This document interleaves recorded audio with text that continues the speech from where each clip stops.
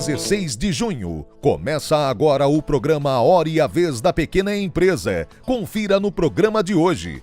O professor Edmundo Medeiros comentando a recente regulamentação do Programa Especial de Regularização Tributária para empresas optantes pelo Simples Nacional.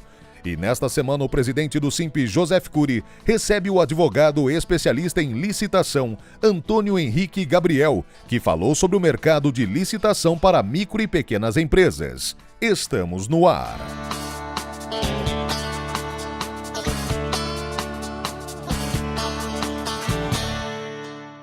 Nos dias 13 e 14 de junho foi promovido na cidade de São Paulo o seminário Desafios da Indústria no Brasil e os Trabalhadores e Trabalhadoras.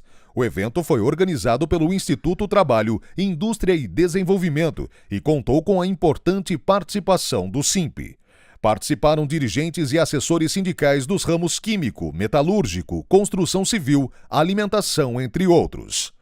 Esse seminário é fundamental porque nós estamos aqui discutindo o alcance da crise que o Brasil está imerso, caracterizando, fazendo um diagnóstico dessa crise e também refletindo as tendências tecnológicas que vão ser marcantes na economia brasileira e nas empresas brasileiras. Olha, esse é um evento que debate uma das principais questões em discussão hoje no Brasil, que é o desafio de como reindustrializar o país, ou o papel importante das micro, pequenas e médias empresas industriais e de vários setores para o desenvolvimento e o crescimento do país. Nós estamos num momento onde o desmonte que está sendo feito pelo atual governo golpista faz com que você tenha ameaça e ataques aos direitos dos trabalhadores, mas também ataques aos empresários com diminuição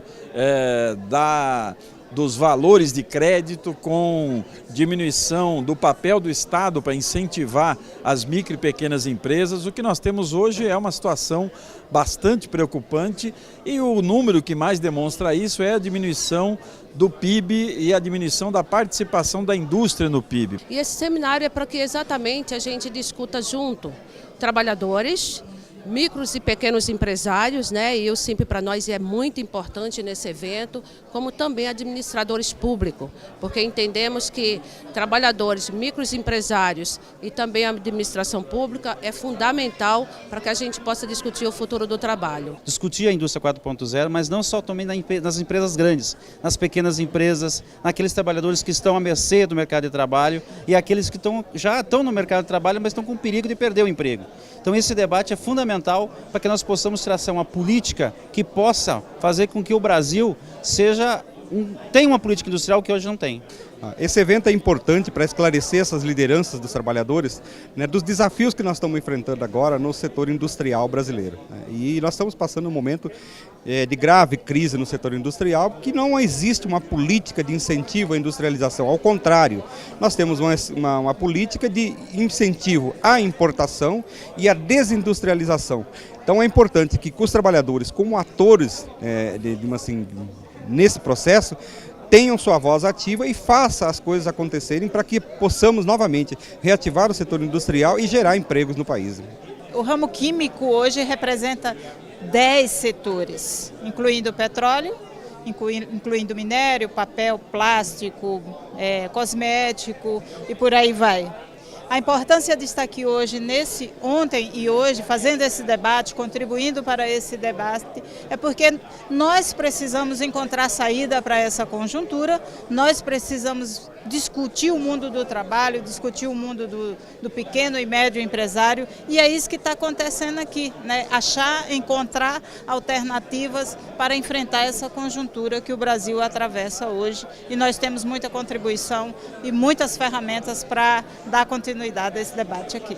Nós temos uma pesquisa que eu ouso colocar aqui, e eu não fiz projeções porque não dá para fazer projeção numa pesquisa econômica, tem mais de 180 páginas, e uma pesquisa termômetro da micro e pequena indústria na crise brasileira. Qual é o momento atual? Mais de 15% das empresas, micro e pequena indústria, Estado de São Paulo, corre o risco de fechamento nos próximos 90 dias. Qual é o risco de fechamento de empresas em 6 meses. Ultrapassa a casa de 50%. E essa pesquisa não foi feita pelo CIO. Isso aqui é a pesquisa Datafolha, que é considerada pela própria Datafolha como antecipadora de tendência. Ela mostra o ápice da crise de 2015, depois ela vem diminuindo, início deste ano já se tinha saído do vermelho e do amarelo, voltando ao verde, e uma possibilidade de crescimento.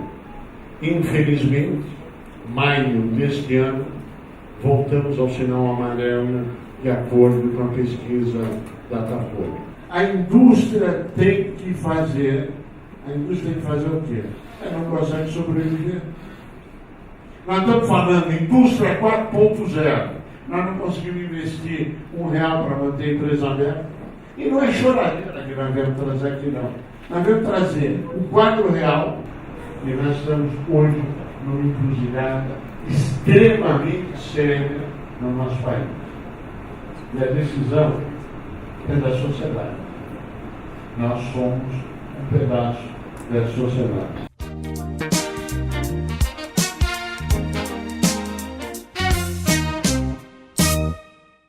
O mês de junho de 2018 começa com uma ótima notícia para os microempresários, as empresas de pequeno porte que são optantes pelo Simples Nacional. A notícia é que o governo federal regulamentou e já permite a adesão dessas empresas ao parcelamento especial do Simples Nacional, ou o PERT do Simples Nacional. Nós vamos agora apresentar algumas informações importantes que você pode tomar como um pequeno roteiro sobre como aderir ao PERT do Simples Nacional. Essa adesão ela é totalmente feita pelo sistema da Receita Federal, de forma que você sequer precisará sair da sua empresa ou da sua residência para fazer essa adesão. Mas fique atento, o prazo já está correndo e esta excepcional oportunidade se esgota no dia 7 de julho. Vamos então entender como é que funciona e como é que você deve fazer a adesão. A adesão ao PERT do Simples Nacional pode ser feita de duas formas: por meio do portal do Simples Nacional ou por meio do ECAC da Receita Federal do Brasil. O aplicativo que permite a adesão de empresas ao PERT Simples Nacional é bastante intuitivo. Logo em sua tela inicial, é possível verificar a opção Pedido de parcelamento. Caso ele já possua em andamento algum parcelamento realizado no passado, meses ou anos anteriores, ele deverá desistir deste parcelamento. E isso é possível no próprio sistema. Após essa desistência, o débito, então, que estava, por exemplo, parcelado em 60 meses, aparecerá na tela do PERT Simples Nacional, com a indicação de todas as possibilidades de parcelamento e redução de juros e multas permitidas nesta modalidade excepcional de parcelamento. O empresário poderá identificar exatamente quanto deverá pagar nas 5 parcelas iniciais exigidas pela lei como entrada. Poderá também verificar uma simulação que indicará com precisão o valor das parcelas, caso ele opte pelo parcelamento total em 145 meses ou 175 vezes.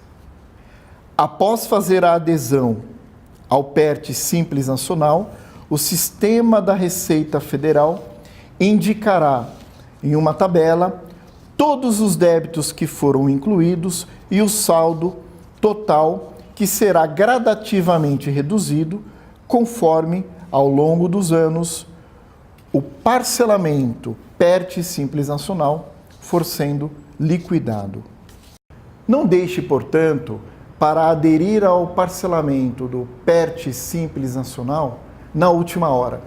A eventual adesão no último momento pode fazer com que você fique de fora desta que é, sem sombra de dúvidas, uma excepcional possibilidade de resolução dos seus débitos tributários com o governo federal.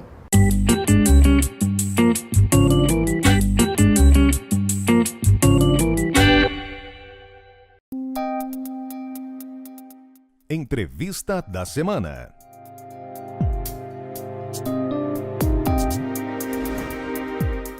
Na pesquisa mensal encomendada pelo SINP ao Datafolha, um dos temas de destaque foi licitação, participação em compras governamentais.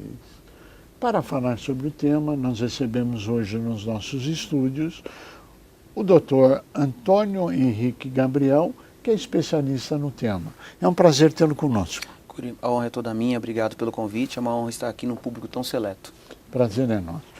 O que é necessário para que uma micro ou pequena empresa possa participar de uma licitação ou de uma carta convite, enfim, o que é necessário a nível documental para essa participação? Hoje, Cury, a legislação brasileira, ela facilita.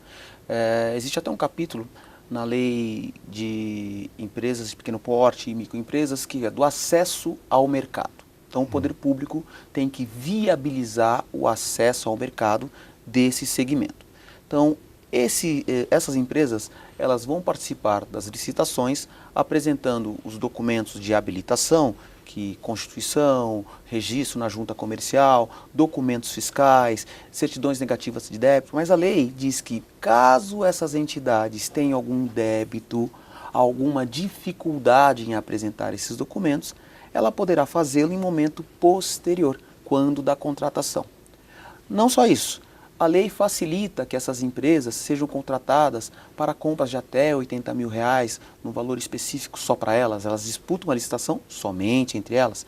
Elas têm a possibilidade, caso haja uma inadimplência do poder público, de emitir uma cédula de crédito empresarial, tá? E qual é a necessidade documental dessas empresas? Ela não tem a documentação, ela participa de uma licitação ou de uma carta convite, ela ganha. Sim. E ela não tem a documentação na hora de apresentar ou de fazer o fornecimento. Sim. Qual a consequência? Sim, ela terá, pela lei, 5 dias para regularizar essa pendência. Se ela regularizar, continua. Continua. Se não regularizar, o poder público pode prorrogar por mais 5 dias. E se não regularizar, ela será desclassificada e a empresa remanescente, aquela que deu o segundo preço, será chamada. Tá? E qual a consequência para a empresa que ganhou esse convite, essa licitação, além de ser desqualificada? Se houver má fé, então, exemplo, essa empresa entra numa disputa para tentar baixar muito o preço ou para simplesmente tentar concentrar o mercado a seu favor. Se for comprovada a má fé, ela pode receber uma punição muito grave, uma declaração de inedoneidade, que é muito grave, ou uma suspensão de licitar com a entidade que está contratando. Tá? Mas geralmente, até pela experiência que temos, já são mais de 10 anos trabalhando com isso, numa hipótese onde a empresa vai para a licitação e não tem os documentos, ela é sumariamente desclassificada e o próximo concorrente é chamado. Quais são os quesitos para que ela possa participar? Tá. Além da documentação? Sim. Tá? As empresas, em primeiro lugar, é ter contato com a solicitação do poder público, que é feita através de um comunicado, de um edital que está no sítio ou no site da prefeitura e também nos sites especializados de licitações e compras. De todas as prefeituras? Essa pergunta é muito boa, é excelente a pergunta, tá? Deveria. A Constituição Federal traz o princípio da publicidade. Todos os atos do poder público devem ser públicos, tá?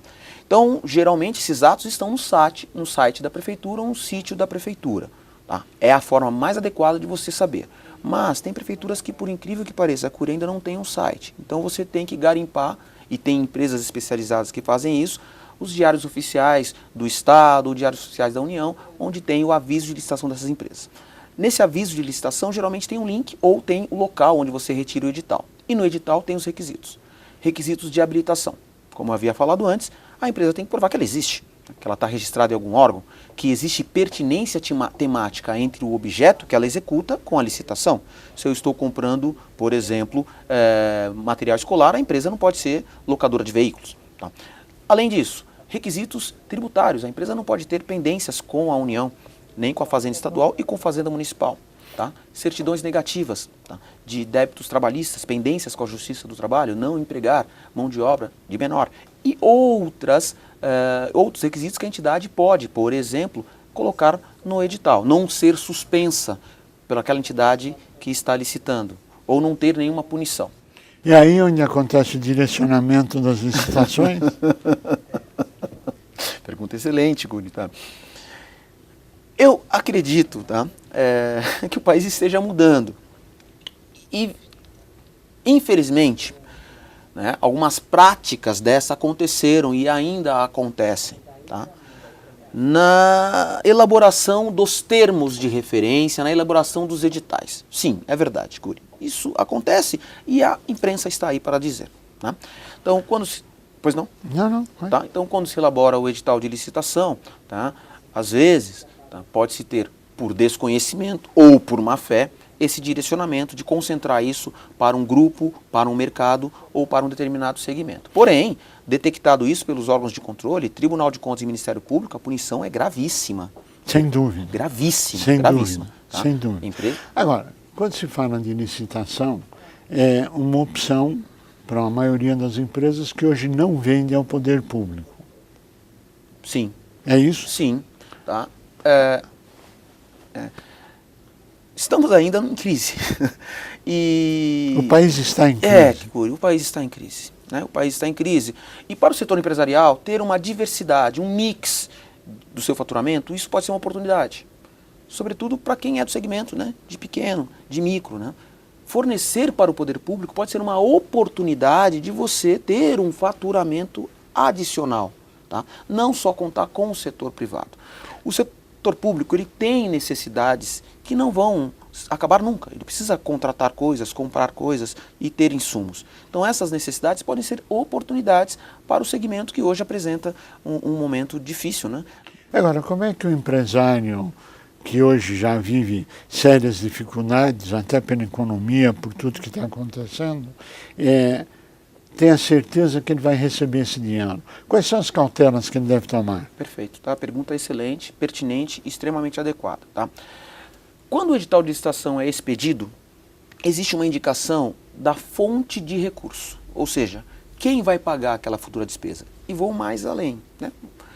Para que se abra uma licitação, é imprescindível que se indique a fonte de recurso. Nenhuma licitação pode ser aberta sem que se indique de onde vai pagar, quem vai pagar e quando vai pagar. Tem que ter um cronograma disso. Muito que bem. Tá? Existem despesas que são vinculadas. Despesas para o trânsito, para a saúde, para a educação, que são as fontes de recurso. No edital de licitação, Cury, você consegue verificar se aquela despesa é uma despesa vinculada ou não. Se aquela verba destinada para a futura contratação está reservada e tem um carimbo, tem uma rubrica própria para isso. Não pode ser utilizada para outro fim. Uma verba carimbada é uma verba que não pode ser alocada para outra finalidade que não seja da compra, para a qual ela foi indicada. Então, se é um dinheiro para educação, lá tem que ser vinculado para a educação.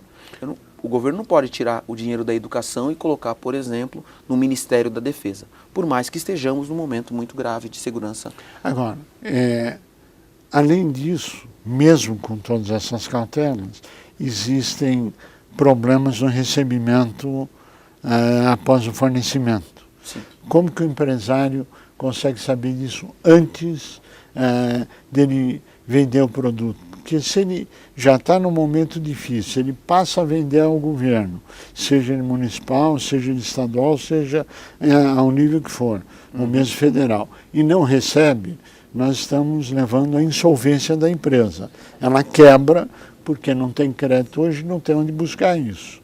Ele pode negociar esse título com o sistema financeiro? Pode, mas após um certo momento o sistema financeiro vai acioná-lo porque ele deu um título que não está recebendo. Ou vai cobrar tanto de juros que vai inviabilizar, ele vai perder dinheiro com a operação. Como que o empresário pode saber se ele está vendendo, mesmo com a verba alocada, mesmo com a verba destinada a ele, de que ele realmente vai receber desse órgão público? Primeira observação, e a pergunta também é bem relevante, tá? Principalmente no setor empresarial, a primeira observação é verificar qual é o histórico daquele setor público, daquela entidade pública que faz a licitação, né? Então, a lei de transparência exige que o setor público e a lei de responsabilidade fiscal publique balancetes da execução orçamentária. Lá você vai verificar se ele está pagando em dia ou não. Lá você consegue verificar se existe um montante muito grande de dívidas passadas, os chamados restos a pagar. Uma entidade que tem um estoque de dívida muito grande, se não consegue pagar o passado, dificilmente vai pagar o futuro, tá? No portal da transparência, as entidades públicas têm que ter um acesso a isso, você consegue saber exatamente quanto foi pago para aquele alfinete que foi contratado da empresa X no mês passado. Agora, nós acabamos de ouvir que existem prefeituras que sequer portal tem. É um risco vender para elas? Não faria essa relação direta, tá? Talvez o risco seria de, ao não ter a informação, tomar a decisão de gestão na empresa. Uma prefeitura que eu não tenho um site, que eu não sei como está a execução, mas eu consigo ter acesso a isso, sim. Porque essas informações, embora talvez a prefeitura não disponibilize no site, ela é obrigada a publicar num diário de grande circulação, num jornal de grande circulação. Ela é obrigada a publicar isso, tá? Essas informações constam de bases de dados federais, constam do IBGE. E numa análise que é simplória, viu, Cury? Não precisa ter um economista dentro da empresa para fazer essa análise, ou um advogado, ou alguém da área de estatística. É uma análise muito simplória até, onde você consegue saber o perfil do município, o PIB do município, quais são as principais fontes de receita do município, e consegue conciliar isso, por exemplo, tá, com o site da transparência. Ou conciliar isso, por exemplo, no Tribunal de Contas do Estado, onde se insere aquele município.